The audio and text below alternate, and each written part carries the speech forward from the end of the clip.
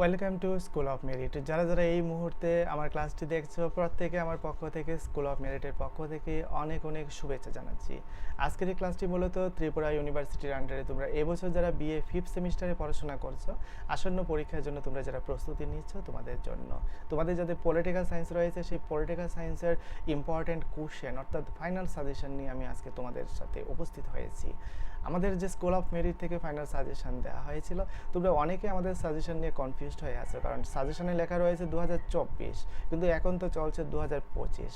এই 2024 লেখার কারণ একটাই, কারণ তোমাদের এইক্ষণ যে সেশনে পরীক্ষাটা হচ্ছে বা হবে সেটা 2024 সালের ডিসেম্বর মাসে পরীক্ষা হওয়ার কথা ছিল, কিন্তু কোনো কারণবশত সেটা 24 ডিসেম্বরে সম্পন্ন করা হয়নি, যার কারণে পরীক্ষাটা 2025-এ চলে এসেছে। সুতরাং 2024 লেখাটা দেখে কেউ কনফিউজড হবে না। তো 2024 ডিসেম্বর সেশনের জন্য পলিটিক্যাল সায়েন্স জেনারেল পাসের যে সাজেশন আমি স্কুল অফ মেরিট থেকে দিয়েছিলাম, সেই সাজেশনের যে ইম্পর্টেন্ট প্রশ্নগুলো তোমরা দেখতে পাচ্ছ, সেই ইম্পর্টেন্ট প্রশ্নগুলোকে আমি আজকে ন্যানো সাজেশন বানিয়ে দেবো, অর্থাৎ মিনি সাজেশন বানিয়ে দেবো, এবং পুরোটাই তোমাদের রিকোয়েস্টে, কারণ তোমরা অনেকেই আমার কাছে চাইছো যে এই মোস্ট ইম্পর্টেন্ট প্রশ্নগুলো থেকে এক ভেরি ভেরি ইম্পর্টেন্ট প্রশ্ন কোনটা সেটাকে যেন স্টার্ট দিয়ে দেওয়া হয়। তো আমি সেটাই করছি। এখানে দেখো তোমরা ইউনিট 1-এর মধ্যে 1 নম্বর, 2 নম্বর এবং 3 নম্বর যে কোশ্চেন তোমাদেরকে আমি দিয়েছি, এই 3টা কোশ্চেনের মধ্যে থেকে কোন কোশ্চেনটা মোস্ট ইম্পর্টেন্ট সবার আগে তোমরা পড়বে।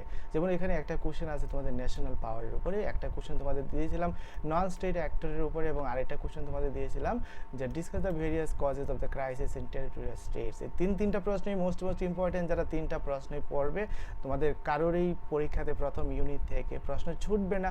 আর যদি মোস্ট ইম্পর্টেন্টের কথা বলো, তাহলে 2 নম্বরে যে কোশ্চেনটা রয়েছে নন স্টেট অ্যাক্টরস, এই কোশ্চেনটা মোস্ট ইম্পর্টেন্ট। এটাকে তোমরা 1 নম্বরে প্রেফারেন্স দিয়ে পড়বে। আর যদি 2টা প্রশ্ন কেউ পড়তে চাও, তাহলে 1 নম্বরের কোশ্চেনটা পড়বে। অর্থাৎ 1 নম্বর এবং 2 নম্বর কোশ্চেন যদি তোমরা পড়ে যাও, তাহলে তোমাদের 100% ইউনিট 1 থেকে পরীক্ষাতে কমন পড়বেই। এবার চলো আমরা ইউনিট 2 দেখে নিই। ইউনিট 2-এ তোমাদেরকে ন্যাশনাল ইন্টারেস্টের উপরে একটা কোশ্চেন দিয়েছিলাম, প্রোপাগান্ডার উপরে একটা কোশ্চেন দিয়েছিলাম, এবং ফরেন পলিসির উপর একটা কোশ্চেন দিয়েছিলাম।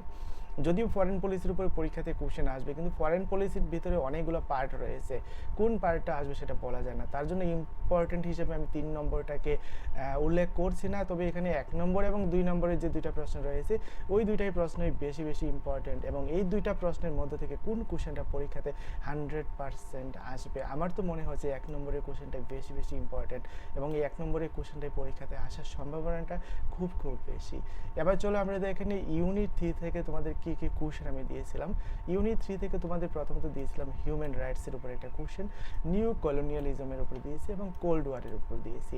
মোস্ট ইম্পর্টেন্ট প্রশ্ন তাহলে কোনটা? তাহলে মোস্ট ইম্পর্টেন্ট হিসেবে যেহেতু 1 নম্বরে আমি 1 নম্বরে যে কোশ্চেনটা রেখেছিলাম, এই 1 নম্বরের কোশ্চেনটাকেই মোস্ট ইম্পর্টেন্ট কোশ্চেনের 1 নম্বর তালিকাতে তোমরা রেখে দিও। এবং যদি 2টা কোশ্চেন তোমরা পড়ো, তাহলে নিউ কলোনিয়ালিজমের উপরে কোশ্চেনটা পড়ে নিও। তাহলে মোস্ট ইম্পর্টেন্ট কিন্তু হচ্ছে আমাদের হিউম্যান রাইটসের উপরে যে কোশ্চেনটা তোমাদের দিয়েছি। যদিও এই কোশ্চেনটার মধ্যে অনেকগুলো আর্টিকেল রয়েছে, সবগুলো আর্টিকেল মনে রাখা কষ্টকর, তারপর তোমরা লিখে শিখে নিও, এবং পরীক্ষাতে লিখতে পারলে তোমরা এই কোশ্চেনটাতে 90% নম্বর পাবে। অর্থাৎ তোমাদের 10 মার্কের এই কোশ্চেনটাতে 8 থেকে 9 নম্বর তোমরা অবশ্যই পেয়ে যাবে যদি হুবহু লিখতে পারো। এবার চলো ইউনিট 4 থেকে দেখে নিচ্ছি। ইউনিট 4-এ তোমাদের purpose and principles of YONO একটা কোশ্চেন দিয়েছিলাম, comparative study between the covenant of the league of Nations and the United nation charter. আরেকটা কোশ্চেন দিয়েছি discuss the composition and objectives of SAARC, এবং আরেকটা কোশ্চেন দিয়েছি explain discuss the causes for the decline of the league of Nations.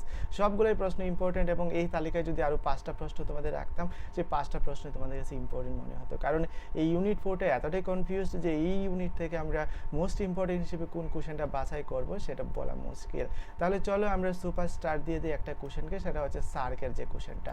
আমার তো মনে হচ্ছে সার্কের উপরে composition and objectives of SAARC, এই যে কোশ্চেনটা, এই কোশ্চেনটা পরীক্ষাতে আসার সম্ভাবনাটা খুব বেশি, এবং তার সাথে মোস্ট ইম্পর্টেন্ট হিসেবে এখানে 2 নম্বরের যে কোশ্চেনটা আছে সেটা রেখে দিও, যে কম্পারেটিভ স্টাডি যেটা দেওয়া রয়েছে league of Nations and United Nations charter. এই 2টা প্রশ্ন বেশি ইম্পর্টেন্ট। এই 2টা প্রশ্ন শেখার পর তারপর তোমরা বাকি প্রশ্নগুলোর উপরে ফোকাস করো। আশা করি এই ন্যানো সাজেশন থেকে তোমাদের পরীক্ষাতে কমন পড়বে, এবং কমন পড়ুক এই প্রত্যাশা রাখছি। প্রত্যেকে ভালো থেকো, সুস্থ থেকো, এবং ভালো করে পরীক্ষা দিও।